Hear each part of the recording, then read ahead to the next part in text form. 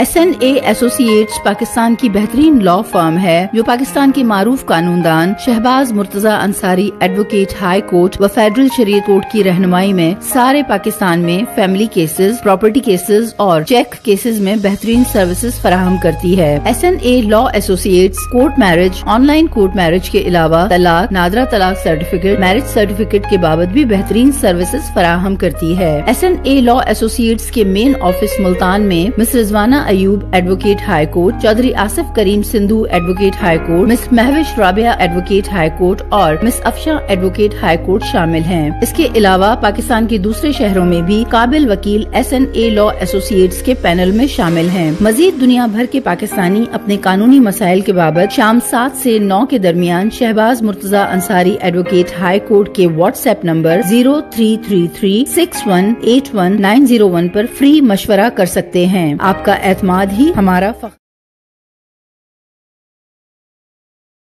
मोहतरम अस्सलाम वालेकुम। Shahbaz Murtaza Ansari advocate high court व फेडरल शरीयत कोर्ट मुल्तान पाकिस्तान से आपसे मुखातिब हूँ। आज का जो मेरा वीडियो लेक्चर है वो एक ऐसे मामले से मुतल्लिक़ है जिसके बारे में अक्सर लोग मुझसे जब मशवरा करते हैं तो पूछते हैं और जिसके बारे में अबहाम पाया जाता है उस मामले के बारे में। तो अक्सर ना सिर्फ आम लोगों को बल्कि जो कानून कुछ जानने वाले लोग हैं, समझने वाले लोग हैं, उनको भी उस मामले पर मुश्किलात पेश आती हैं। तो आज का जो मेरा टॉपिक है वो ये है कि अगर नाबालगान के माँ और बाप अलग अलग शहरों में रहते हों और नाबालगान को हासिल करने का मुकदमा दायर करना हो, कस्टडी ऑफ माइनर्स का केस करना हो, गार्डियनशिप का, तो वो किस शहर में दायर होगा।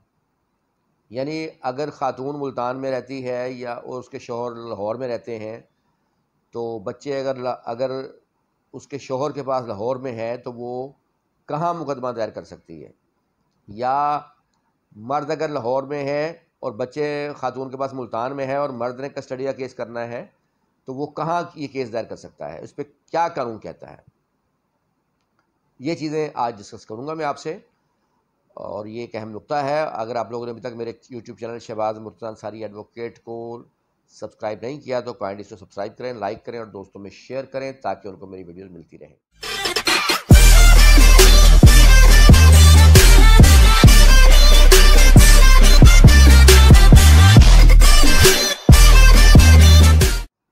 जी, ये सबसे पहले जो मैं बात करना चाहूँगा वो ये है कि गार्डियन एंड वार्ड्स एक्ट 1890 में बना था।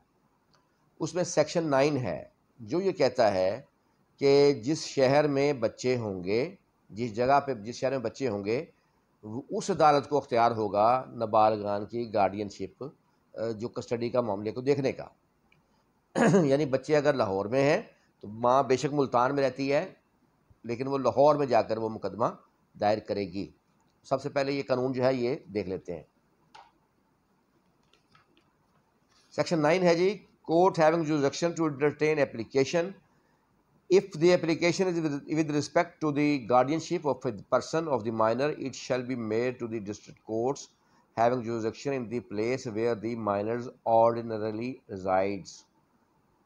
तो ये है कि जहां आमतौर पर नाबालिगान रहते होंगे वहां पर ये मुकदमा जो है बच्चों का मुकदमा दायर हो सकता है। लेकिन इसके बाद जब waste Pakistan family courts act 1964 बना तो उसके सेक्शन 5 में करार दिया गया कि फैमिली कोर्ट को जिन मुकदमात का अख्तियार होगा वो शेड्यूल में दिए गए हैं। उसी एक्ट के आखिर में सेक्शन 5 ये कहता है कि शेड्यूल में दिए गए मुकदमात का फैमिली कोर्ट को अख्तियार होगा। अच्छा, उस शेड्यूल में जो नंबर 5 पे है, क्लेम नंबर 5 है, वो है कस्टडी ऑफ चिल्ड्रन। इसको शामिल किया गया उस शेड्यूल में 1964 में। उसके बाद जो क्लेम नंबर 6 है वो है गार्डियनशिप। कस्टडी ऑफ माइनर्स और गार्डियनशिप में क्या फ़र्क है ये बाद में बताता हूँ आपको। पहले मैं ये वाजे कर दूँ कि इससे पहले मुकदमात गार्डियन एक्ट के तहत डील होते थे, लेकिन बाद में 1964 में ये जो बच्चों की कस्टडी के मामला हैं, गार्डियनशिप के मामला ये फैमिली एक्ट के तहत फैमिली कोर्ट को दे दिए गए। अब क्लेम नंबर 5 और 6 इससे मुतल्लिक़ जो मैंने आपको बताया है। चूँकि बाद में वो 1890 का कानून है गार्डियन एक्ट वार्ड एक्ट का, ये बाद में कानून बना 1964 में, سو بعد میں جب اس میں شامل کیا گیا تو جو لیٹسٹ لا ہے اس کو فوقیت حاصل ہوتی ہے.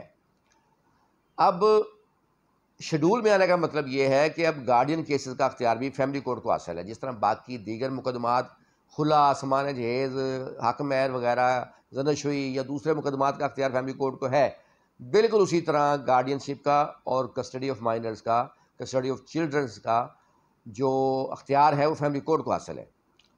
اب فیملی کورٹ کو کن مقدمات کا جو علاقائی اختیار سماعت ہوگا وہ کیسے حاصل ہوگا؟ اب یہاں کوشچن یہ آ گیا. تو اس کا جواب ملتا ہے فیملی کورٹس رول 1965 کی دفعہ 6 ہے. وہ یہ بتاتی ہے کہ فیملی مقدمات کا جو علاقائی اختیار سماعت ہے وہ کیسے فیملی کورٹ کو کس صورت میں حاصل ہوگا، فیملی مقدمات کہاں دائر ہوں گے. سو یہ قانون بھی میں آپ کو پڑھ کے بتاتا ہوں کہ یہ قانون کیا کہتا ہے.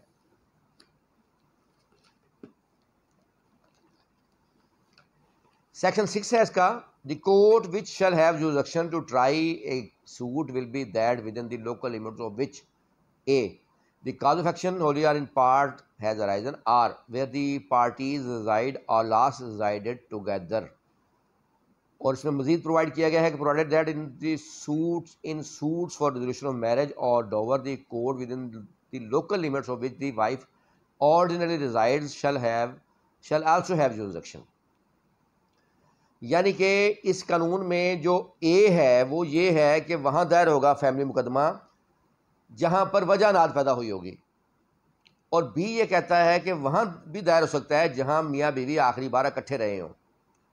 پھر جو اس میں مزید پرووائڈ کیا گیا ہے، ایکسیپشن دی گئی ہے کہ خاتون عارضی رہائی سے بھی مقدمہ کر سکتی ہے. ان دو اگر جو اے اور بی ہیں ان پر وہ پورا نہیں بھی اترتی تو عارضی رہائی سے وہ 2 مقدمات کر سکتی ہے، خلا، تنسیخ نکاح اور حق مہر کا. تو ایک تو میں یہ واضح کر دوں کہ خاتون عارضی رہائش سے تمام مقدمات دائر نہیں کر سکتی، صرف 2 کر سکتی ہے. یہاں تمام مقدمات عارضی رہائش سے وہ شو کرتی ہے اور دائر ہو جاتے ہیں جو کہ لیگل ہے.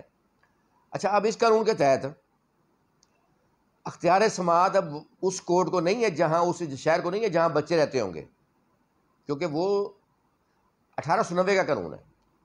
تو یہ 1964 کا قانون اپلیکیبل ہوگا. اب دیکھا یہ جائے گا کہ کاز آف ایکشن کہاں پیدا ہوا. مثال کے طور پر خاتون میاں بیوی جو ہے وہ ملتان میں رہ رہے تھے.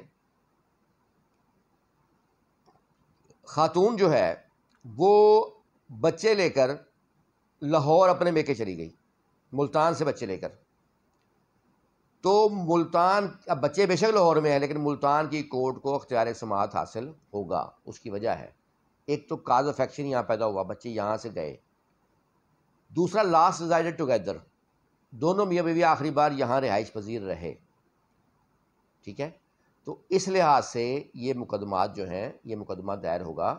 ملتان میں باپ جو ہے وہ دائر کر سکتا ہے، گارڈین ایکٹ کے تحت نہیں ہو سکتا کیونکہ بچے لاہور میں ہیں، لیکن یہ جو فیملی ایکٹ ہے اس کے تحت دائر ہو سکتا ہے. اس پر پھر P L D 2012 supreme court 66 page ہے، ایک سپریم کورٹ کی ججمنٹ ہے، ڈیٹیل ججمنٹ ہے. اس میں انہوں نے یہی بات ڈسکس کی ہے کہ اب چونکہ شیڈول میں گارڈین کیس آ چکے ہیں لہٰذا اب فیملی ایکٹ جو ہے وہ اپلیکیبل ہوگا گارڈین کیسز پہ، کوئی دیگر ایکٹ اپلیکیبل نہیں ہوگا. سو 1964 کا جو قانون ہے فیملی ایکٹ کا، اس کے تحت جہاں وجہ ناد ہوگی یا جہاں پر میاں بیوی آخری ٹائم اکٹھے رہائش پذیر رہے ہوں گے اس کورٹ کو اختیار ہوگا. سو یہ چیز امید ہے آپ لوگوں کو اب سمجھ آ گئی ہوگی کہ اب ہم کیوں پیدا ہوگا، کیونکہ 2 مختلف قوانین میں مختلف جو صورتحال موجود تھی، اس لیے یہ سارا سلسلہ ہوا. اب ایک اور بات کہ کسٹڈی آف چلڈرن میں اور گارڈین شپ میں کیا فرق ہے.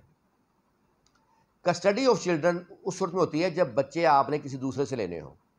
جیسے باپ ہے، بچے ماں کے پاس ہیں اور وہ لینا چاہتا ہے تو گارڈین کورٹ میں درخواست دائر کرے گا. تو اس سے کہیں گے کسٹڈی آف مائنر. یہ سیکشن 25 کے تحت ہوگی، گارڈین اینڈ وارڈز ایکٹ کے سیکشن 25 کے تحت اس کو ہوگا، یا شیڈول کے آئٹم نمبر 5 کے تحت ہوگا. اس کو کہتے ہیں کسٹڈی آف مائنر، جب آپ نے بچے کسی دوسرے سے لینے ہوں. لیکن جب بچے آپ کے پاس ہوں اور آپ چاہیں ڈکلیریشن آف گارڈین شپ، یعنی آپ کو گارڈین ڈکلیئر کر دیا جائے، بچے آپ کے پاس ہیں، اس صورت میں 7B ہے گارڈین اینڈ وارڈز ایکٹ کا، اس کے تحت آپ جائیں گے کورٹ سے ڈکلیئر کروانے کے لیے کہ آپ کو گارڈین مقرر کیا جائے. آپ کو کسٹڈی نہیں چاہیے, کسٹڈی آلریڈی آپ کے پاس موجود ہے. تو یہ دونوں میں بنیادی فرق ہے. ٹھیک ہے, 5 جو ہے وہ کسٹڈی آف چلڈرن ہے, اس وقت سیکشن 25 آئے گا یا کلیم نمبر 5 آئے گا.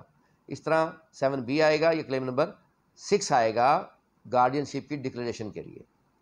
اچھا, اب بچے ماں کے پاس ہے, مثال دے رہا ہوں, اور اس کو یہ خطرہ ہے کہ باپ بچے چھین نہ لے غیر قانونی طور پہ, تو سیکشن 12 ہے گارڈین اینڈ وارڈ ایکٹ کا, وہ یہ کہتا ہے کہ بچے کورٹ میں جس کے پاس بچوں کو پیش کیے جا سکتے ہیں اور ان کی بابت پروٹیکشن آرڈر لیا جا سکتا ہے کہ ان کو غیر قانونی طور پہ ریموو نہ کیا جائے.